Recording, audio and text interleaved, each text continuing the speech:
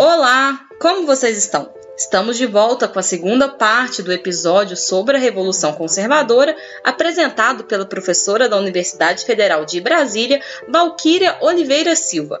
E se estão gostando do conteúdo produzido pela Ampul, não deixem de seguir nossos canais no SoundCloud, Spotify e também no YouTube. Dadas então as principais características da Revolução Conservadora, é possível agora, e claro aqui respeitando diferenças de tempo, contextos e conjunturas, elencar alguns pontos de contato entre essas características e o mundo contemporâneo. O primeiro deles, a meu ver, é a busca por líderes políticos que encarnariam supostamente salvadores, que seriam capazes de regenerar uma grandeza nacional perdida. Esses líderes se associam, de maneira geral, ao crescimento do pensamento de direita e extrema-direita, fenômeno hoje mundial. Um exemplo disso seria a reeleição do primeiro-ministro húngaro, Viktor Orbán, do Partido Nacional Conservador de Direita, cujo discurso foi baseado principalmente em questões étnicas relacionadas também a uma recusa e a um medo dos imigrantes. Também o crescimento na Polônia do Partido da Lei e da Justiça, isso somente para citar alguns exemplos. E vale pensar aqui também no slogan de campanha que Donald Trump utilizou ao mobilizar, então, a frase fazer a América grande novamente, né? Então, o que se percebe aqui é esse recurso a um passado supostamente imaginado e grandioso, que seria, claro, substancial para a construção de um futuro que é considerado melhor que o presente. Então, esse líder político, ele de alguma maneira representa essa possibilidade de regeneração.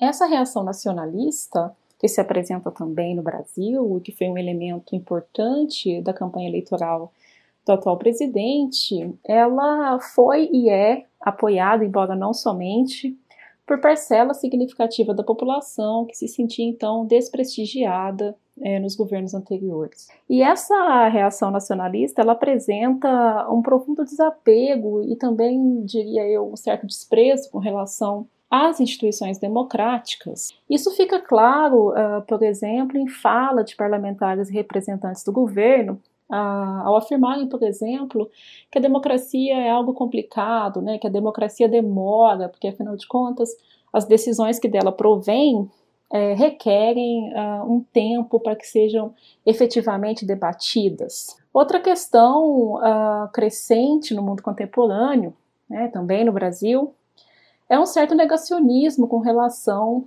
no caso brasileiro, à ditadura militar. Isso fica claro também na recorrência a slogans que são ligados ao período ditatorial, como, por exemplo, Brasil ame ou deixe-o, e também há um certo negacionismo dos crimes cometidos pelo Estado brasileiro durante a ditadura militar.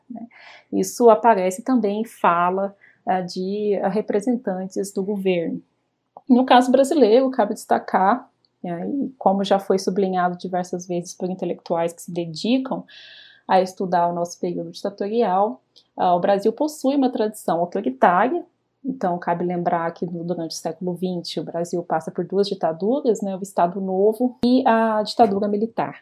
Outra questão a ser levantada, ela se relaciona com os costumes e os comportamentos da sociedade brasileira. E, como exemplo, seria evidente citar, por exemplo, um discurso que busca reafirmar e legitimar um ideal tradicional de família com o qual parcela grande da população brasileira seria excluída. Outra questão diz respeito também aos produtos culturais. Nós temos assistido recentemente e infelizmente com bastante frequência a vários problemas relacionados à censura voltada contra livros ou contra peças de teatro.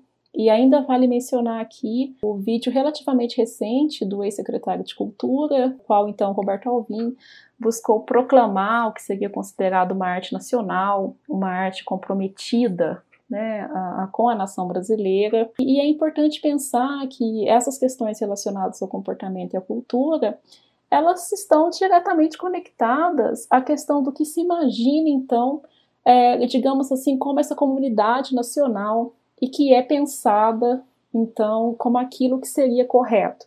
E o que não entra, então, né, nesse parâmetro do que é considerado correto é excluído, então, dessa comunidade imaginada que é aqui, então, que seria a nação brasileira. Eu gostaria de terminar essa pequena reflexão fazendo primeiro referência a um intelectual alemão cujo pensamento pode ser diretamente associado às características da Revolução Conservadora.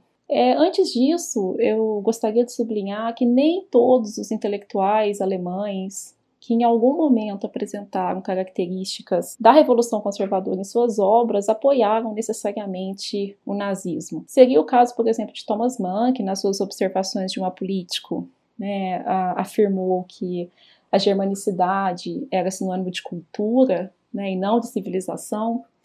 Também o poeta Stefan Georg, cuja obra considerada, digamos, profética, é geralmente associada à Revolução Conservadora. Nenhum deles apoiou a ascensão do nacionalsocialismo. O intelectual ao qual eu gostaria de me referir é o jurista Carl Schmitt, que foi o principal jurista do Estado nazista. Schmitt, ele é o teórico do estado de exceção. E o estado de exceção se baseia no conceito do político, cunhado também por Schmitt.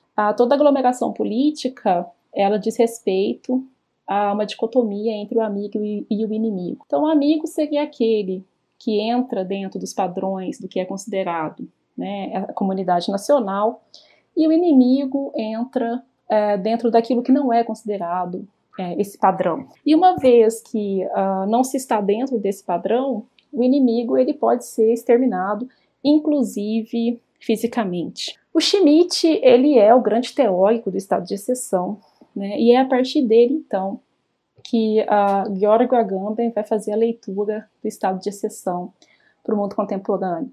Lembrando aqui que praticamente a maioria das constituições, elas possuem um dispositivo para o estado de exceção, né, incluindo a Constituição brasileira. Por Georg Agamben, a sociedade contemporânea ela vive um permanente estado de exceção. O que isso significa?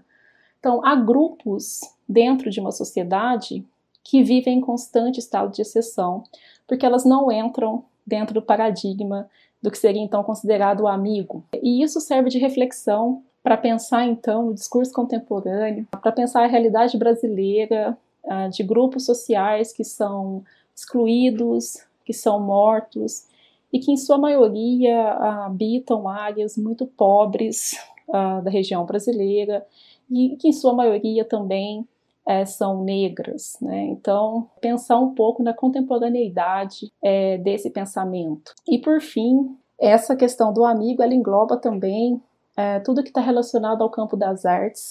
E é por isso que eu escolhi, para fazer parte, então, dessa fala, a obra do Béla Bartók, e que foi, então, colocado como exemplo de uma música degenerada pelos nazistas, né, numa exposição que aconteceu em Düsseldorf em 1938. Né? Geralmente, nós conhecemos somente a exposição da arte degenerada. Para terminar, gostaria de citar 2 pequenos versos de uma poetisa polonesa chamada Wisława Szymborska, que infelizmente é muito atual. Né? Então, no poema intitulado O Ódio, a poetisa polonesa nos diz: vejam como ainda é eficiente e como se mantém em forma o ódio no nosso século. Esse episódio foi produzido pela Ampu Brasil, a Associação Nacional de História. A edição é de Mariana Vilar, graduanda em História pela UFOP, e a locução é de Jussara Souza, graduanda em História pela UFOP. Até o próximo episódio do podcast Historiador Explica, Historiadora Explica.